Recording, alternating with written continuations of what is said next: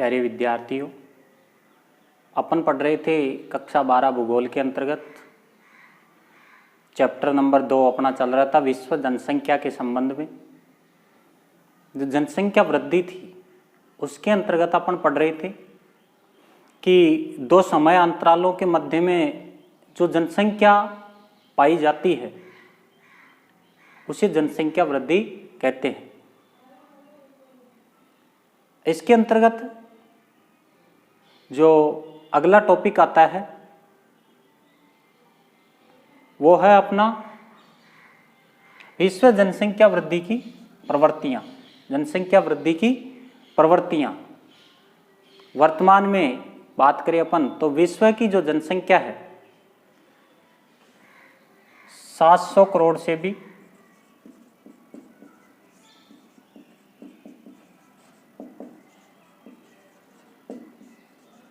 अधिक है। 700 करोड़ से भी और अधिक जनसंख्या है विश्व की। जो ये जनसंख्या बढ़ी है इसमें कई शताब्दियां लगी है। जो जनसंख्या बढ़ी है ये इसमें कई शताब्दियां लगी है।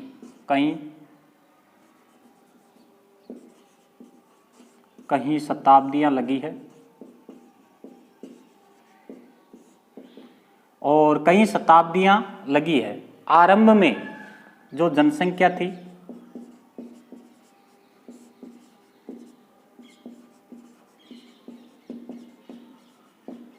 आरंभ में जनसंख्या बहुत कम थी और ये जनसंख्या धीरे धीरे इसमें क्या हुई, वृद्धि हुई और विगत कुछ वर्षों में इसमें आश्चर्यजनक वृद्धि हुई। विगत कुछ वर्षों में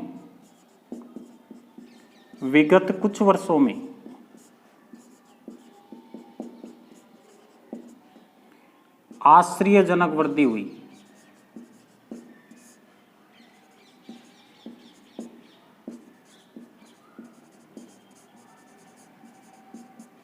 विगत कुछ वर्षों में और इसमें आश्चर्यजनक वृद्धि हुई। जनसंख्या तीव्र गति से बढ़ी। आरंभ में जब कृषि का उद्भव हुआ, आरंभ में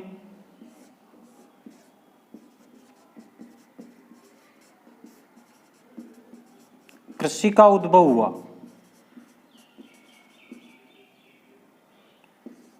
कृषि का उद्भव हुआ 8000 वर्ष से 12000 वर्ष पूर्व। जब कृषि का उद्भव हुआ तो जनसंख्या बहुत कम थी। मोटे तौर पर बात करें तो 80 लाख जनसंख्या थी। 8000 से 12000 वर्ष पूर्व की बात करें तो जनसंख्या लगभग थी 80 लाख। जब कृषि का उद्भव हुआ प्रारंभ में तो जनसंख्या बहुत ही कम थी। ईसा की पहली शताब्दी में जो जनसंख्या थी वो 30 करोड़ से भी क्या थी, कम थी। ईसा की पहली शताब्दी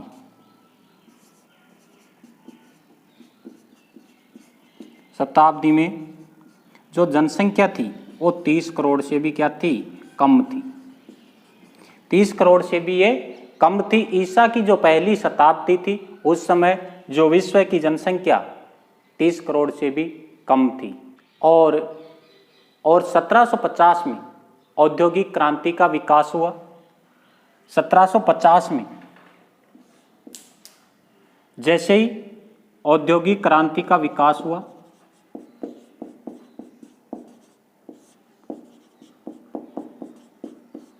औद्योगिक क्रांति का विकास हुआ तो उस समय जनसंख्या थी कितनी, 55 करोड़। जनसंख्या थी 55 करोड़। और इसके बाद में प्रौद्योगिकी का विकास हुआ, तकनीक का विकास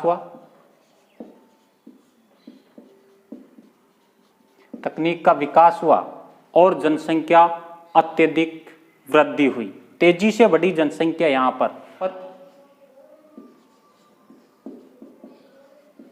प्रौद्योगिकी का विकास हुआ, प्रौद्योगिकी का विकास हुआ और तकनीकी का विकास हुआ तो जनसंख्या तेजी से बढ़ी। यहाँ पर जनसंख्या तेजी से बढ़ी और इस तरीके से जनसंख्या में वृद्धि हुई। जनसंख्या प्रवृत्ति जो थी, प्रवृत्ति का मतलब होता है यहाँ पर ग्रोथ, जिसे कहते हैं कि जो जनसंख्या की वृद्धि किस तरीके से हुई, ट्रेंड अपन कहते हैं ना, तो वो ट्रेंड किस तरीके से हुआ इसका देखते हैं अपन एक बार। जो 10,000 ईसा पूर्व जो जनसंख्या थी, मानव जनसंख्या थी विश्व की 50 लाख थी और ईसा की पहली सदी में कितनी, 30 करोड़। ईसा की जो पहली शताब्दी थी वहां पर लगभग जनसंख्या कितनी थी, 30 करोड़ के आसपास थी यहाँ पर।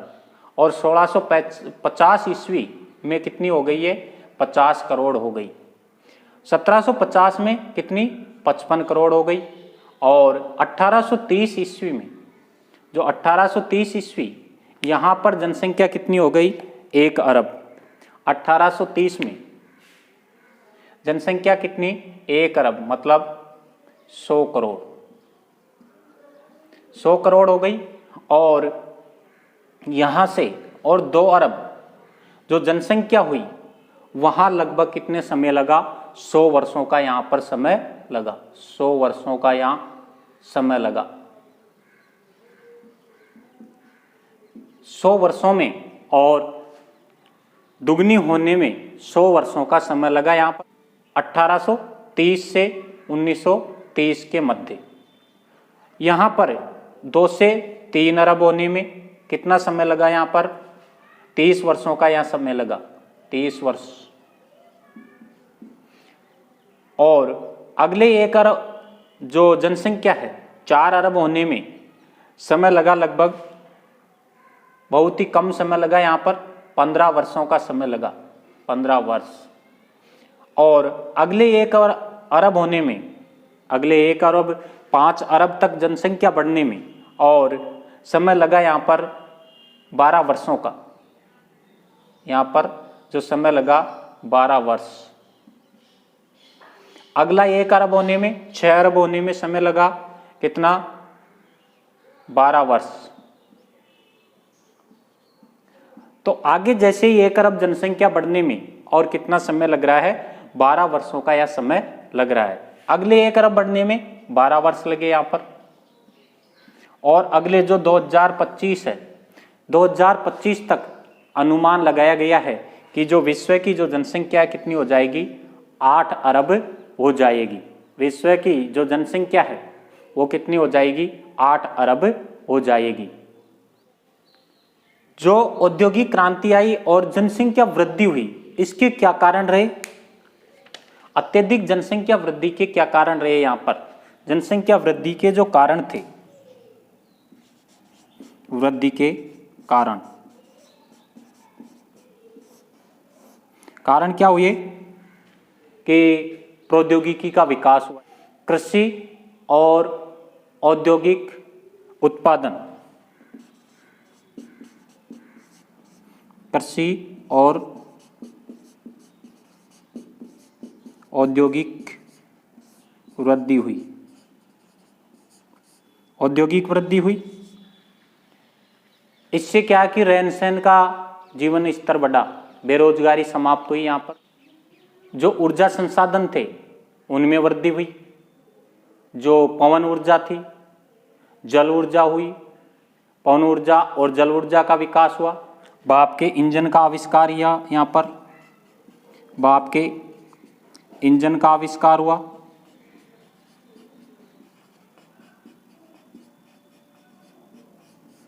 दूसरी जल ऊर्जा, पवन ऊर्जा, इन सभी का यहाँ पर विकास हुआ। तो जो रहन सहन है उसमें जो मानव का जो कार्य है वो थोड़ा आसान हो गया। तो जैसे ही प्रौद्योगिकी आई, तकनीक का विकास हुआ, यहाँ पर तकनीक का विकास हुआ तो महामारियों पर क्या हो गया, नियंत्रण हो गया, क्योंकि महामारियों के लिए टीके बना दिए गए। महामारियों पर नियंत्रण,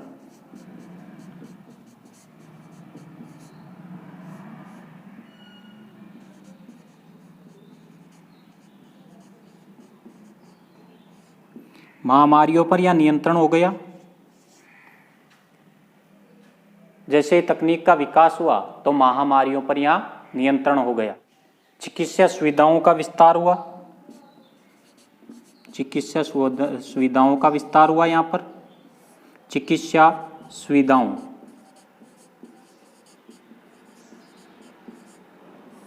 चिकित्सा सुविधाओं का विस्तार हुआ। चिकित्सा सुविधाओं का यहाँ विस्तार हुआ जिससे जो महामारियां थी उस पर नियंत्रण हो गया। टीकाकरण,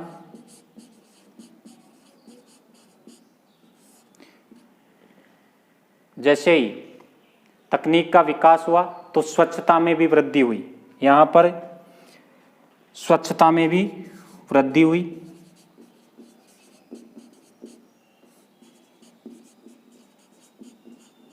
स्वच्छता में वृद्धि हुई तो इस कारण जनसंख्या तेजी से बढ़ी यहाँ पर।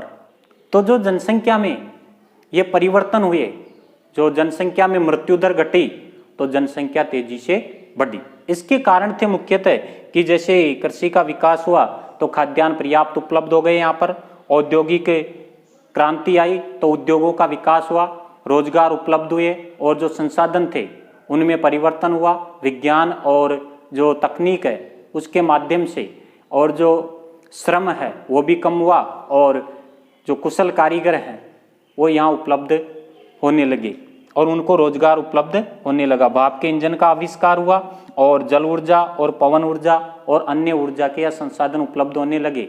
इससे जो जीवन स्तर है वो उच्च तरीके का प्राप्त होने लगा। यहाँ पर महामारियों पर नियंत्रण हो गया क्योंकि चिकित्सा सुविधाएं यहाँ बेहतर उपलब्ध होने लग गई। टीकाकरण का आविष्कार हो गया, इंजेक्शन का, तो इससे क्या है कि महामारियों पर नियंत्रण हो गया तो जनसंख्या अधिक बढ़ी और मृत्यु दर क्या हो गई, कम हो गई। स्वच्छता का भी, जो स्वच्छता में भी बढ़ावा मिला और इससे महामारियों पर नियंत्रण हो गया और मृत्यु दर कम हो गई तो जनसंख्या तेजी से यहाँ पर बढ़ी। अगला टॉपिक आता है अपना जनसंख्या परिवर्तन का स्थानिक प्रारूप। स्थानिक प्रारूप की अलग अलग स्थानों पर जो जनसंख्या है कहीं पर अधिक पाई जाती है और कहीं पर कम पाई जाती है।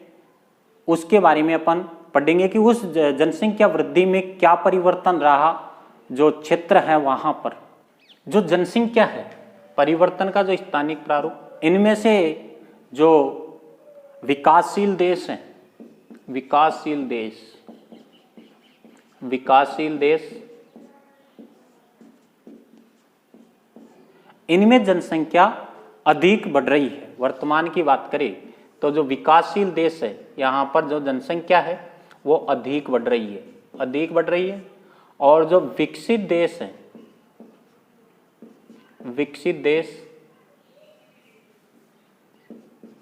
जो विकसित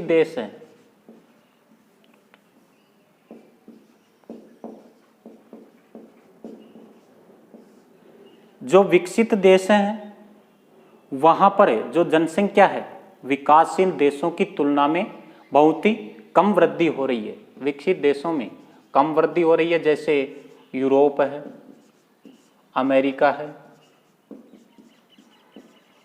यहां पर जो जनसंख्या है वो विकासशील देशों की तुलना में कम बढ़ रही है। और विकासशील देश हैं जैसे अफ्रीका है, अफ्रीका महाद्वीप की बात करें तो यहाँ पर जो जनसंख्या है बहुत अधिक तेजी से बढ़ रही है। यहाँ पर जनसंख्या वृद्धि और आर्थिक विकास, जनसंख्या वृद्धि और आर्थिक विकास,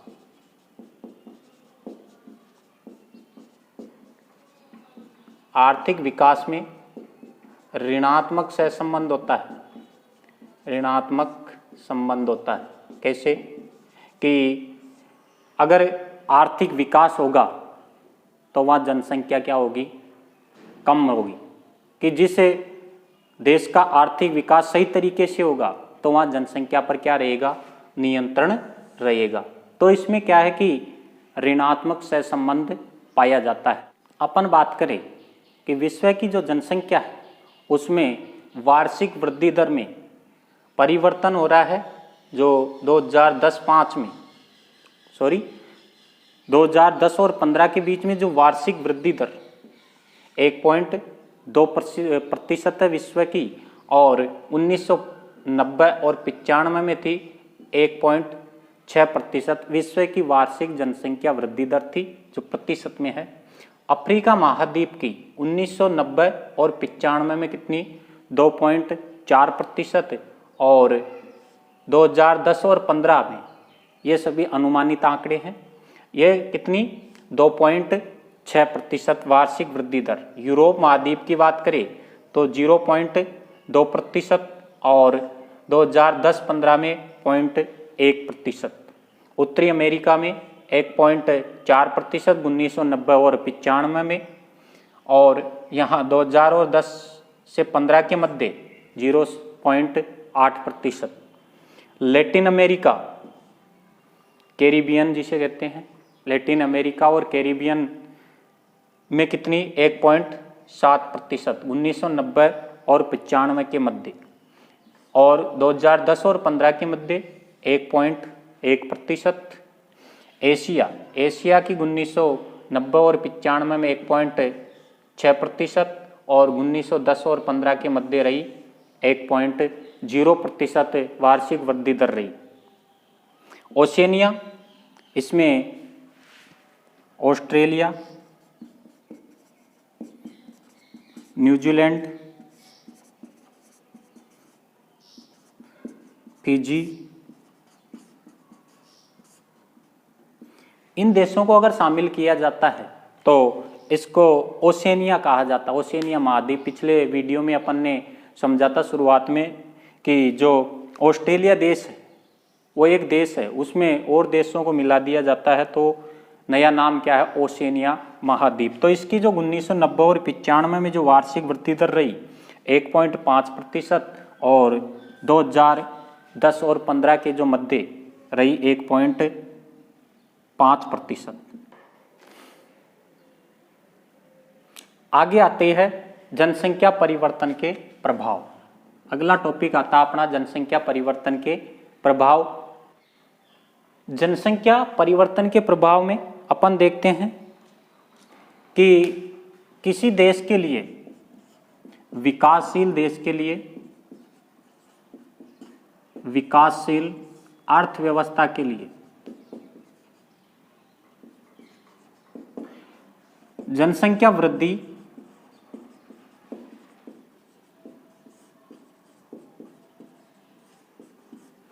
आवश्यक है। विकासशील अर्थव्यवस्था के लिए और जनसंख्या वृद्धि अति आवश्यक होती है। तो जो जनसंख्या वृद्धि जरूरी है विकासशील अर्थव्यवस्था के लिए जनसंख्या वृद्धि, लेकिन एक निश्चित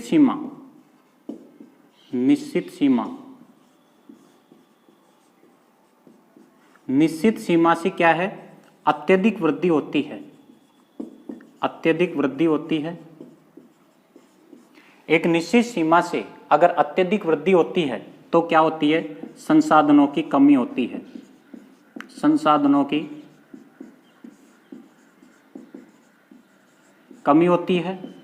संसाधनों की कमी होती है तो जो जनसंख्या है उसके पोषण स्तर में भी क्या आती है, कमी आती है। संसाधनों की कमी होती है तो यहाँ पोषण स्तर में भी कमी आती है। पोषण स्तर में कमी आती है तो क्या होता है कि जो मृत्यु दर है वो क्या है, बढ़ती जाती है। तो मृत्यु दर क्या हो जाती है, मृत्यु दर बढ़ती जाती है। पोषण स्तर में कमी होगी तो मृत्यु दर क्या हो जाएगी, बढ़ जाएगी। तो जनसंख्या का क्या है, तेजी से क्या हो जाएगी, यहाँ पर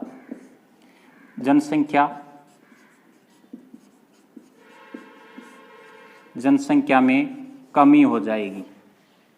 जनसंख्या में क्या हो जाएगी, यहाँ पर कमी। जैसे कुछ विकासशील देशों की बात करें तो जैसे अफ्रीका महाद्वीप है, अफ्रीका महाद्वीप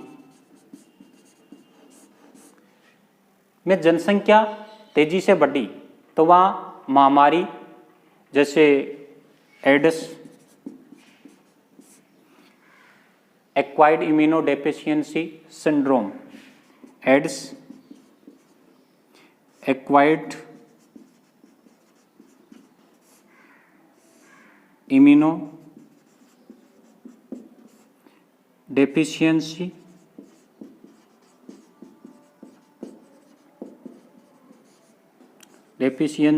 syndrome, acquired immuno deficiency syndrome नामक जो बीमारी है ये महामारी के रूप में फैल रही है वहाँ पर। तो जो जनसंख्या है उसमें क्या है कि तेजी से उसमें क्या होती जा रही है, कमी होती जा रही है। तो क्या है कि जो एड्स है वो HIV virus, human immuno virus है, इसके कारण जो अफ्रीका महाद्वीप है उसकी जो जनसंख्या है, जनसंख्या में कमी हो रही है। और कमी का कारण क्या है, वहाँ मृत्यु दर अधिक हो गई है। इस महामारी के कारण जो मृत्यु दर है, मृत्यु दर बढ़ गई है। तो यहाँ पर जो जनसंख्या है अगर तेजी से बढ़ती है तो क्या होता है कि पोषण में कमी आती है, महामारियाँ फैलती है और सुविधाओं में भी कमी होती जाती है। इससे जो जनसंख्या है उसमें मृत्यु दर बढ़ जाती है और जनसंख्या का यहाँ तीव्र गति से ह्रास होता है। जो भारत की जनसंख्या वृद्धि दर है, भारत की वार्षिक जनसंख्या वृद्धि दर, भारत की वार्षिक जनसंख्या वृद्धि दर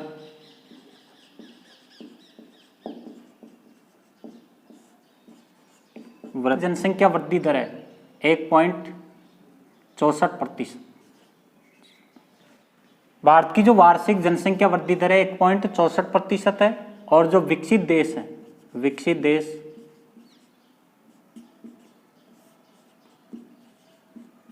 इनकी जो जनसंख्या है दुगनी होने में